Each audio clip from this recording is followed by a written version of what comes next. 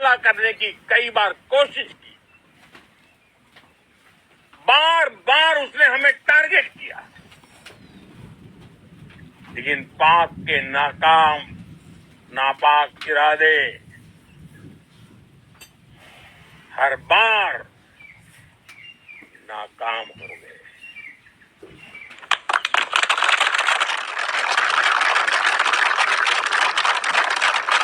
पाकिस्तान के ड्रोन, उसके यूएवी, पाकिस्तान के एयरक्राफ्ट और उसकी मिसाइलें हमारे सशक्त एयर डिफेंस के सामने सबके सब ढेर हो गए। मैं देश के सभी एयरबेस से जुड़ी लीडरशिप की, भारतीय वायु सेना के हर एयर वॉरियर की हृदय से सराहना करता। आपने वाकई बहुत शानदार काम किया है। साथियों, आतंक के विरुद्ध भारत की लक्ष्मण रेखा अब एकदम स्पष्ट है। अब फिर कोई टेरर अटैक हुआ तो भारत जवाब देगा, पक्का जवाब देगा।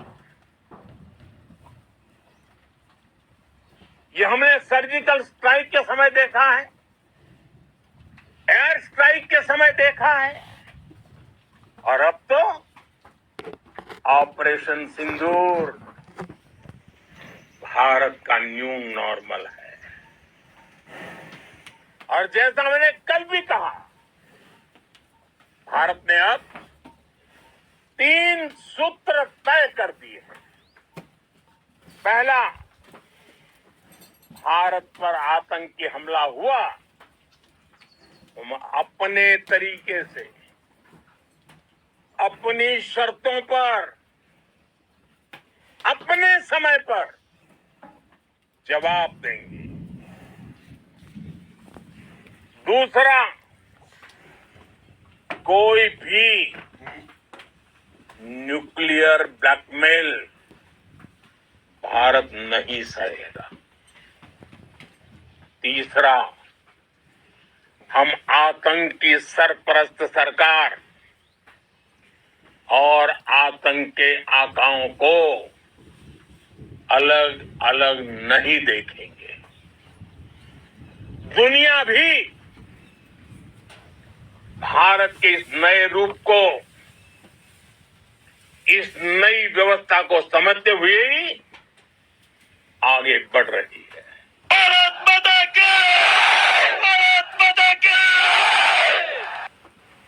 साथियों, ऑपरेशन सिंदूर का एक एक क्षण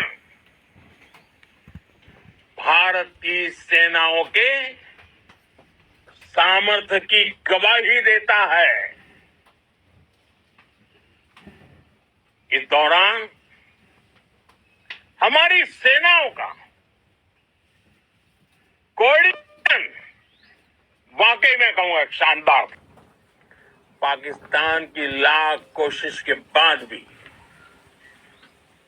हमारे एयरबेस हो या फिर हमारे दूसरे डिफेंस इंफ्रास्ट्रक्चर, इन पर आज तक नहीं आई, और इसका श्रेय आप सभी को जाता है।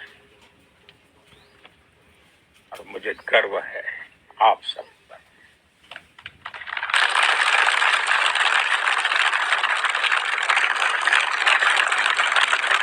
बॉर्डर पर तैनात हर सैनिक को जाता है।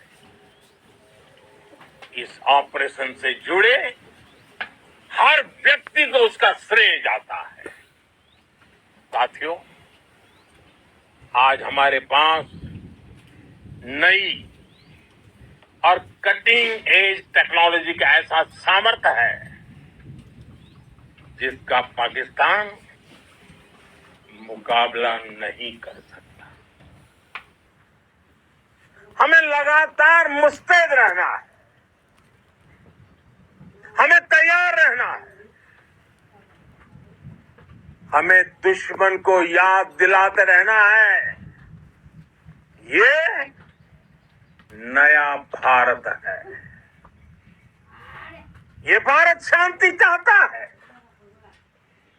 लेकिन अगर मानवता पर हमला होता है तो ये भारत युद्ध के मोर्चे पर दुश्मन को मिट्टी में मिलाना भी अच्छी तरह जानता है।